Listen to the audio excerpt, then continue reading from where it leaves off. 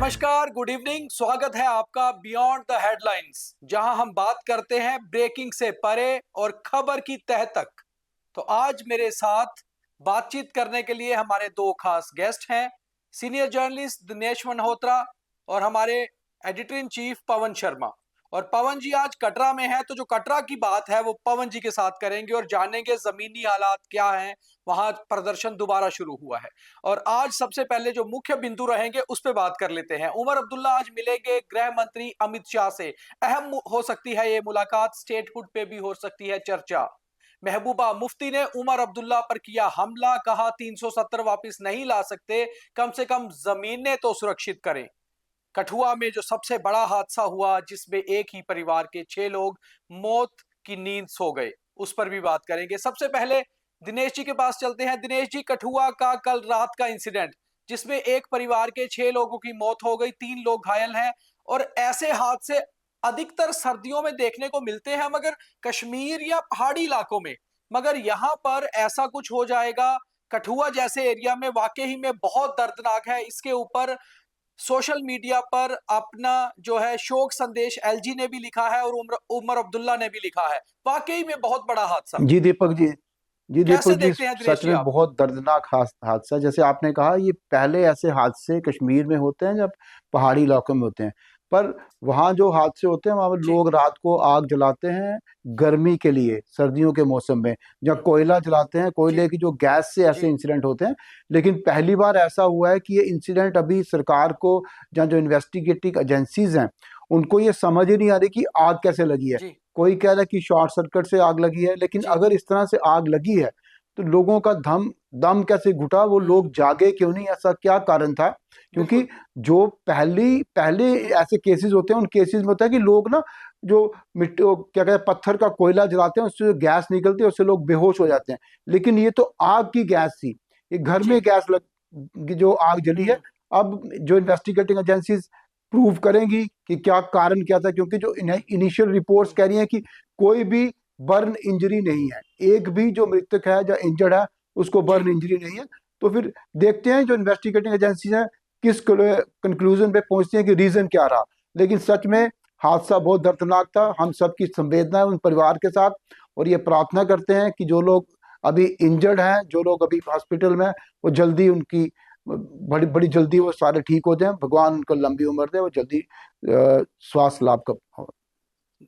दिनेश जी, आपने बहुत सही पॉइंट उठाया है कि अधिकतर आगजनी के जो इंसिडेंट होते हैं वहां लोगों की मौत जलने से होती है। यहां पर हुआ तो आगजनी का मामला, मगर जो मौत हुई पूरे परिवार की, वो सफोकेशन से हुई, दम घुटने से। तो कहीं ना कहीं कुछ फिशी भी हो सकता है। जब इन्वेस्टिगेशन होगी कुछ नया भी निकल कर आ सकता है। आपको ऐसा लग रहा है? देखिए, ऐसा जो अभी जो इनिशियल इन्वेस्टिगेशन है वो ये कह रहे हैं कि शायद सफोकेशन से इनकी डेथ हुई है। लेकिन सबसे बड़ी बात यह है दीपक जी की, जी। क्या इतनी ठंड भी नहीं है कि लोग बिल्कुल कोयला जला के सोए थे? कोयला भी कहते हैं उन्होंने नहीं जलाया था, उनके घर जी। में आग लगी है। तो अगर आग लगी है तो वो लोग सारे छह लोग जल गए, जागे क्यों नहीं? उन्होंने मतलब जी। मदद के लिए गुहार क्यों नहीं लगाई? ये शोर क्यों नहीं शोर नहीं मचाया? ऐसा मचाया, क्या हुआ? बिल्कुल। क्योंकि जो पहले जो केसेस होते हैं, जैसे हमने हम्म। पहले कहा, वो हम्म। हम्म। कोयले की गैस जो होता हम्म। है, लोगों की डेथ हो जी। जाती है, गैस बनती है, लोग बेहोश हो जाते हैं। यहाँ तो लोग बेहोश नहीं हुए। तो ये जी। बड़ा सीरियस मसला है। मुझे बड़ा लगता है जी। ये बड़ी मिस्टीरियस फायर इंसिडेंट है। इसको प्रॉपरली इन्वेस्टिगेट करना चाहिए सरकार को, और जी। पुलिस को भी प्रॉपरली इन्वेस्टिगेट करना चाहिए। तो बिल्कुल सही है। हेडलाइन से दूर हटकर जैसे हम डिस्कस कर रहे हैं, कहीं ना कहीं इसकी इन्वेस्टिगेशन होना बहुत जरूरी है, क्योंकि 6 लोगों की मौत हो जाती है, वो किसी से मदद के लिए गुहार भी नहीं लगाते हैं। 6 में से कोई आदमी भी फोन नहीं बाहर किसी को करता है, और सफोकेशन से डेथ हुई है। ऐसा मामला क्या है, सफोकेशन का कारण क्या था? हीट अप्लायंसेस या कोयले भी नहीं जले हुए थे? तो इन्वेस्टिगेशन का विषय तो है, क्योंकि वाकई में दर्दनाक हादसा, पूरे परिवार का इस तरह से मौत की नींद सो जाना। आगे बढ़ते हैं, सियासी खबरों की बात करते हैं। जम्मू कश्मीर के मुख्यमंत्री उमर अब्दुल्ला दिल्ली में हैं, बैठक करेंगे गृह मंत्री अमित शाह से। जब तक हम ये रिकॉर्डिंग कर रहे हैं अभी तक बैठक की कोई खबर नहीं आई है, मगर आज शाम को बैठक है। क्या स्टेटहुड ही मुद्दा है, या और अहम बातें भी हो सकती हैं देखिए दिनेश जी? दीपक जी, पिछले कुछ दिनों से हमारे जो मुख्यमंत्री है, काफी उन्होंने अपने जो एक यू जी। टर्न लिया काफी इश्यूज पे। एक तरह से जैसे क्योंकि प्रो बीजेपी स्टैंड लिया जी। है। सबसे पहले उन्होंने ईवीएम पे जो बीजेपी का स्टैंड है जबकि मेन जो कॉन्स्टिट्यूएंट हैं इंडिया ब्लॉक के, वो ईवीएम को अपोज कर रहे हैं। लेकिन उमर अब्दुल्ला ने सीधा सीधा बीजेपी के स्टैंड को सपोर्ट करके ईवीएम के ऊपर उन्होंने एक तरह से बीजेपी को एक मैसेज दिया है, पॉजिटिव मैसेज दिया है। उसके बाद जो इंडिया ब्लॉक की लीडरशिप को लेकर जो क्राइसिस चल रहा है, कांग्रेस की हेजमोनी को चैलेंज किया जा रहा है। पहले टीएमसी ने किया, उसके बाद आरजेडी ने किया, फिर शरद पवार की जो नेशनलिस्ट कांग्रेस पार्टी है वो भी कुछ बोल रही है कांग्रेस के खिलाफ। तो मुझे लगता है कि उमर अब्दुल्ला ने इंडिया ब्लॉक की लीडरशिप को चैलेंज करके जो एक तरह से मुझे लगता है कि उमर अब्दुल्ला अब बीजेपी की तरफ थोड़ा टिल्ट कर रहे हैं। टिल्ट क्या कर रहे हैं कि जो नॉन बीजेपी नॉन कांग्रेस एक अलायंस बन रहा है देश में, शायद उमर अब्दुल्ला भी उस अलायंस की तरफ जा रहे हैं। तो इसका जम्मू कश्मीर की पॉलिटिक्स पे बहुत इंपैक्ट पड़ेगा, खासतौर पर जम्मू कश्मीर में जो कांग्रेस नेशनल कॉन्फ्रेंस का अलायंस है उसके ऊपर इंपैक्ट पड़ सकता है। आज जो उनकी मीटिंग है वो भी पॉजिटिव नोट पे होगी, क्योंकि जो उनकी स्टेटमेंट आई है उससे बीजेपी की लीडरशिप तो नेचुरली खुश होगी, क्योंकि बीजेपी लीडरशिप उनकी स्टेटमेंट को नेशनल लेवल पे एक्सपायर्ड कर रही है। तो इसलिए मुझे लगता है कि आज जो मीटिंग होगी अच्छी होगी। उमर अब्दुल्ला शायद जम्मू कश्मीर के मसलों को केंद्रीय गृह मंत्री के सामने लाएंगे।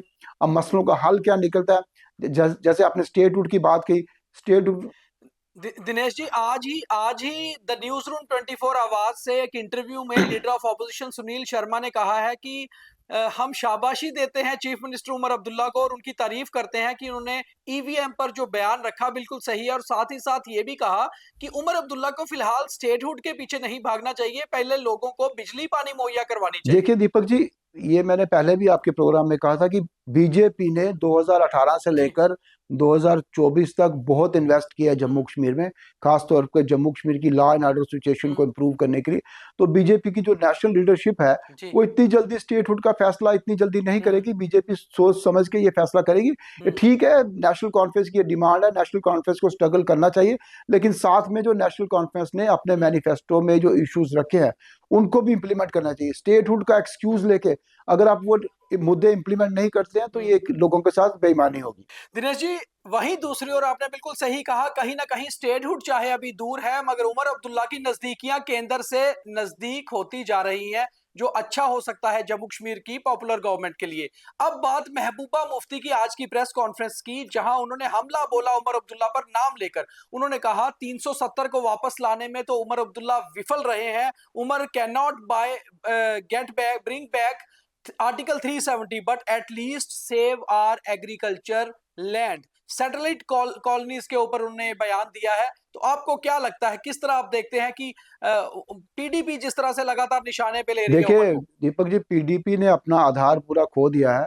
अभी जो चुनाव हुए आपने भी देखा कि शायद पीडीपी के इतिहास में सबसे पहली बार, जब से 1999 में पीडीपी बनी, पहली बार पीडीपी को 2-3 सीटें मिली। और पीडीपी जो अपना गढ़ है साउथ कश्मीर, स्पेशली जो बीजबिहाड़ा सीट है, वो भी पीडीपी हार गई। अब पीडीपी को लगता है कि ऐसे इमोशनल इशू पीडीपी रैकअप करेगी कश्मीर वैली में, ताकि अपनी जो उन्होंने ग्राउंड जो लूज कर ली है उस ग्राउंड को रिट्रीव करने के लिए, वो ग्राउंड वापस लेने के लिए। लेकिन जब जो उन्होंने बात की है, शायद वो पीडीपी उसको एक इमोशनल इशू बना रही है। पीडीपी ने ये कहा है कि जो सैटेलाइट कॉलोनी है वो आउटसाइडर के लिए बन रहे हैं, लेकिन सरकार ने ये बार बार कहा है ये कॉलोनी आउटसाइडर के लिए नहीं बन रही है, कॉलोनी जम्मू कश्मीर के नागरिकों के लिए ही बन रही है। तो शायद पीडीपी नेशनल कॉन्फ्रेंस को कॉर्नर करना चाहती है 370 के इशू पे लेके, लैंड एंड जॉब राइट को लेके। अब देखें कि सरकार कैसे काउंटर करती है इसको। अब चलते हैं हम कटरा। दिनेश जी, आपको होल्ड पे रखेंगे। अब हम पवन जी के पास चलते हैं कटरा। पवन जी, आज पूरा दिन कटरा में थे और कटरा में गंडोला के विरोध में लोकल एजुटेशन दोबारा से तूल पकड़ने लगी है। आज कटरा बंद था, सर्दी के दिन है। डीसी रियासी को कटरा आकर संघर्ष समिति से बात करनी पड़ी है और अभी भी जब हम ये प्रोग्राम रिकॉर्ड कर रहे हैं बैठक जारी है। पवन जी मेरे साथ जुड़े हुए हैं सीधे कटरा से। पवन जी, देखिए, बात यहाँ पर आस्था और रोजगार की है। क्या पोजीशन, और तमाम जो संघर्ष समिति के लोग हैं वो सुबह से ही धरने पर हैं। पूरे बाजार बंद हैं, ढाबे बंद हैं, ऑटो रिक्शा बंद हैं, दुकानें सारी बंद हैं। कोई भी सामान यात्रियों को खाने को नहीं मिल रहा। पौनी वाले, पालकी वाले, पिट्ठू वाले सब स्ट्राइक पर हैं। कटरा के होटल व्यवसायी बाजार में आकर उतर गए हैं। जो पहले बुकिंग थी होटल की वही है, नई बुकिंग नहीं हो रही। तो पूरा दिन आज क्यास था। यात्रु जो है वो परेशान हुए, गाड़ी नहीं, खाने पीने का सामान नहीं। और वजह तो आपको पता ही है, रोप एक गंडोला है जिसे लेकर श्राइन बोर्ड कहता है कि ये 250 करोड़ का प्रोजेक्ट है, ये पूरा होगा। और लोग बाजार में इसलिए आगे हैं कि उनके रोजगार और आस्था का सवाल है। कटरा के लोग बेरोजगार हो जाएंगे अगर गंडोला लगता है। 6 मिनट में यात्रा हो जाएगी, कोई भी कटरा 2 मिनट नहीं रुकेगा, आएगा, यात्रा करेगा और निकल जाएगा। लोगों को बहुत नुकसान होगा। उसी को लेकर वो लोग वहां पर आज जो है संघर्ष समिति के प्रदर्शन पे बैठे हुए हैं। पवन जी, ये एक बहुत अहम चीज ये जानना चाहूंगा, जैसे ये आस्था की बात आती है तो करोड़ों ऐसे लोग हैं जिनकी आस्था श्री माता वैष्णो देवी श्राइन से जुड़ी हुई है और देश दुनिया के अलग अलग हिस्सों से लोग पहुंचते हैं। आज सुबह से जिस तरह से अच्छी खासी सर्दी जम्मू और कटरा में है, क्या यात्रियों को भी दिक्कत आनी शुरू हुई है? और आज कुछ आपकी यात्रियों से भी बात आपकी हुई होगी। बिल्कुल, रोड के ऊपर यात्री बैठे हुए थे बच्चों के साथ, कोई खाने का सामान नहीं था, होटल में जगह नहीं मिल रही थी, परेशान थे और दरबार की ओर मूव कर रहे थे। 10 से 12 हज़ार की यात्रा इन दिनों पर डे होती है और अब नया साल आने वाला है तो उस समय बहुत ज़्यादा भीड़ कटरा में शुरू हो जाती है। तो यात्रियों का तो आना शुरू है, लेकिन बंद होने के चलते यात्रियों को बहुत ज़्यादा असुविधा हो रही है, परेशानी हो रही है। श्राइन बोर्ड अपनी जगह पर अड़िग है, संघर्ष समिति अपनी जगह पर अड़िग है और डीसी जो है रियासी वो पहुंची हैं, मीटिंग चल रही है। अभी फाइनल स्टेज पे है कि क्या बात होती है, स्ट्राइक कंटिन्यू रहेगी या नहीं रहेगी, वो फैसला कुछ ही समय के बाद आ सकता है। पवन जी, जैसे कि स्थानीय प्रशासन कोशिश कर रहा है कि ये स्ट्राइक को डिसॉल्व किया जाए, कम से कम स्ट्राइक खत्म हो, लोगों के लिए, जो यात्रियों के लिए दिक्कत है वो कम हो, मगर क्या श्राइन बोर्ड ने संघर्ष समिति को टेबल पर आने के लिए कोई बात कही है या फिर संघर्ष समिति ने कोई डिमांड्स रखी हैं? इसके बारे में कुछ बताइए। देखिए, संघर्ष समिति के लोग तो ओपन चैलेंज कर रहे हैं कि हम ये नहीं लगने देंगे। श्राइन बोर्ड की ओर से कोई भी स्टेटमेंट नहीं आया है। सिर्फ रियासी की डीसी हैं वो जहां पहुंची हैं, वो बातचीत कर रही है, एडमिनिस्ट्रेशन बात कर रही है। श्राइन बोर्ड की तरफ से कोई पहल नहीं की गई है। वो अपनी जगह पर अड़िग हैं, उनका स्टाफ अपनी जगह पर काम कर रहा है और वो 2-2 मिनट में अनाउंस कर रहे हैं कि लोगों के लिए चाय बिस्किट का प्रबंध है, वो वहाँ काउंटर पर जाकर चाय बिस्किट ले सकते हैं। श्राइन बोर्ड अपनी जगह पर अड़िग है, संघर्ष समिति जो है वो मैदान में है, वो अपनी जगह पर अड़ी हुई। जब तक गंडोला और रोबे का प्रोजेक्ट कैंसिल नहीं होता तब तक ये लोग प्रदर्शन पे रहेंगे। तो श्राइन बोर्ड अपनी तरफ अड़ा है, संघर्ष समिति अपनी तरफ अड़ी है, मगर कहीं ना कहीं दिक्कतें श्रद्धालुओं के लिए हो सकती हैं। छोटे बच्चे हों, बुजुर्ग हों, महिलाएं हों, इतनी कड़कती हुई सर्दी के बीच में दिक्कत आ रही है। हालांकि कोशिश श्राइन बोर्ड की तरफ से हो रही है, जितनी से ज़्यादा सुविधा दी जाए श्रद्धालुओं को वो दे रहे हैं, मगर जितनी जल्दी ये एजुटेशन खत्म होगी शायद कोई बीच का रास्ता निकलेगा। पवन जी, एक सवाल मैं आपसे और लूँगा, आप रास्ते में हैं, फिर आप को जो है हम उसके बाद वापस दिनेश जी के पास चलेंगे। पैरा स्पेशल फोर्सेस, जो सेना की सबसे इलीट फोर्सेस होती हैं, वो अब जम्मू कश्मीर के कमांडोज को भी ट्रेन करेंगी। ये पहली बार ऐसा हो रहा है। सुंजवा मिलिट्री स्टेशन में जम्मू में ये ट्रेनिंग की जाएगी। तो क्या एंटी टेररिज्म ऑपरेशन में जैसे जॉइंट ऑपरेशन होते थे पैरामिलिट्री फोर्सेस, आर्मी और पुलिस के, क्या ऐसी ट्रेनिंग से पुलिस और परिपक्व होगी और पुलिस के कमांडोज भी सेना के साथ मिलके एंटी टेरर ऑपरेशन में अच्छे खासे तरीके से काम कर पाएंगे? बिल्कुल दीपक, ये बहुत अच्छा कदम है। अगर एलाइट फोर्सेस जो स्पेशल पैरा फोर्सेस के जवान जम्मू कश्मीर पुलिस के कमांडोज को ट्रेन करते हैं तो ऑपरेशन में आपस में इनका तालमेल रहेगा, कोई भी ऑपरेशन जो है बिल्कुल सही तरीके से होगा।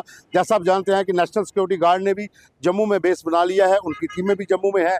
ऊपर से अगर स्पेशल फोर्सेस के जवान ट्रेन करते हैं तो एक अच्छी खबर हो जाएगी। और जम्मू कश्मीर में खास करके जम्मू संभाग के भीतर जो इनपुट्स हैं कि टेररिस्ट की संख्या जो पहाड़ों में छिपे हुए हैं उनकी बहुत ज़्यादा है, वो कभी भी बड़ी स्ट्राइक कर सकते हैं, तो उनसे निपटना है तो पूरी तैयारी होनी चाहिए। और एक अच्छा स्टेप है जो स्पेशल फोर्सेस के जवान जहाँ पर अगर ट्रेनिंग कैंप देते हैं, ट्रेनिंग में जवानों को ट्रेन करते हैं, कमांडोज को ट्रेन करते हैं, तो वो बहुत बढ़िया रहेगा। हालांकि जम्मू कश्मीर पुलिस के जवान पहले भी स्पेशल जो ऑपरेशन ग्रुप है वो ट्रेंड है, लेकिन एलाइट फोर्सेस की तरफ से अगर ट्रेनिंग मिलती है तो और ज़्यादा मजबूती हो जाएगी, तालमेल बैठ जाएगा। किसी भी ऑपरेशन में जब मिलकर लड़ेंगे तो टेररिस्ट की खैर नहीं होगी। बहुत धन्यवाद पवन जी। सर्दी भी बढ़ रही है और अंधेरा भी हो रहा है, तो आप आराम से वापस पहुंचिए। बहुत धन्यवाद। दिनेश जी के पास वापस चलते हैं। दिनेश जी, लगातार पाकिस्तान की कोशिश इन्फिल्ट्रेशन करवाई जाए, हथियार और ड्रग्स भेजे जाएं, मगर पीछे 2-3 इंसिडेंट ऐसे देखने को मिले हैं जहां हथियार और ड्रग्स की कंसाइनमेंट एक साथ मिली है। यानी कि कहीं ना कहीं जो इन्फिल्ट्रेटर आ रहे हैं वो अपने साथ हथियारों के साथ ड्रग्स भी लेकर आ रहे हैं। कुपवाड़ा से 5 पिस्टल्स, 6 मैगजीन्स और साथ में 4 किलो हेरोइन का मिलना, ये लगता है कि कहीं ना कहीं नार्को टेररिज्म को भी अब पाकिस्तान ज्यादा बढ़ावा देने लगा है। पहले इसको कहा जाता कि ड्रग स्मगलिंग, अब ये जो नाम दिया है नार्को टेररिज्म, बिल्कुल सही जी। बात है, क्योंकि सिर्फ ये नारकोटिक जो जी। सप्लाई करने वाले या स्मगलिंग करने वाले वो लोग इन्वॉल्व नहीं है इसमें। जो टेरर ग्रुप जो पाकिस्तान से ऑपरेट करते हैं, जो जी। अफगानिस्तान से ऑपरेट करते हैं, वो सारे इन्वॉल्व है। बहुत बड़ा नेटवर्क है। इसमें जो ड्रग्स से जो पैसा कमाया जाता है, वो ना केवल वो सिर्फ स्मगलर इस्तेमाल करते हैं, वो पैसा टेरर ग्रुप को भी फंडिंग के लिए इस्तेमाल किया जाता है। एनआईए ने बहुत से केस ऐसे सॉल्व किए हैं जिसमें जी। जो ड्रग्स जो सप्लाई की जाती है, पैसा उसका टेरर ग्रुप को सप्लाई किया गया। इसलिए ये कोई नई बात नहीं है दीपक जी, क्योंकि अब जब ड्रग्स आएगी, ड्रग्स के साथ हथियार भी आएंगे, क्योंकि ड्रग्स को बेच के टेरर ग्रुप को फंड किया जाएगा। तो ये सरकार की जो जो हमारी एजेंसीज हैं, जी। उन्होंने काफी अब सिक्योरिटी स्ट्रेंथन की है। तो हम ये आशा करते हैं कि शायद जो बॉर्डर पे जितने भी जो हमारे फोर्सेस हैं, वो सबको जो इनको मतलब इनके जो जितने भी इरादे हैं, नापाक इरादे हैं, उनको विफल करेंगे। जैसे आपने कहा कुपवाड़ा में आज ड्रग्स और हथियार पकड़े गए, तो ये पहले भी ऐसा हुआ है, पर ये बड़ा डेंजरस ट्रेंड है। फोर्सेस को इसको विफल करना चाहिए हर हाल में। वहीं आखिरी खबर मौसम की ही, क्योंकि मौसम आजकल लगातार जो है सर्दी कड़ाके की हो रही है। जम्मू में भी पारा लगातार नीचे गिर रहा है और कश्मीर लगातार जम चुका है। खास तौर पे पहाड़ी इलाकों की बात करें, कुपवाड़ा की बात करें, गांदरबल की बात करें और या फिर सोनमर्ग की, तो अच्छी खासी स्नोफॉल हो चुकी है, झरने तक जम चुके हैं। और मौसम विभाग का कहना है कि 20 दिसंबर के बाद बारिश और स्नोफॉल दोनों हो सकते हैं। तो क्या जम्मू को बारिश की सख्त जरूरत है देखिए इस दीपक समय? जी, जम्मू आप देख रहे हैं कि जम्मू में पिछले शायद 15-20 दिनों में, एक महीने से लगभग कोई बारिश नहीं हुई है। इतना ड्राई स्पेल जो जम्मू में चल नहीं, रहा है, बिल्कुल। हर घर में एक ना एक जो घर का सदस्य है वो बीमार है, खांसी है, जुकाम है, बीमार जो है। इसको कहते जी। हैं ड्राई स्पेल के कारण जम्मू की जो प्लेन्स है, वहाँ काफी स्थितियां बड़ी खतरनाक हो गई हैं, खासतौर बुजुर्गों के लिए, क्योंकि सर्दी जो ड्राई सर्दी पड़ रही है, इसका नुकसान जो है लोगों को काफी, और लोगों की सेहत पे काफी नुकसान हो रहा है। और जो खेती बाड़ी की हम बात करें, तो इस बिल्कुल। समय जो गेहूं की फसल उगाई है लोगों ने, कुछ लोगों ने, तो अगर बारिश नहीं होती है तो फसल का काफी नुकसान जी। होगा।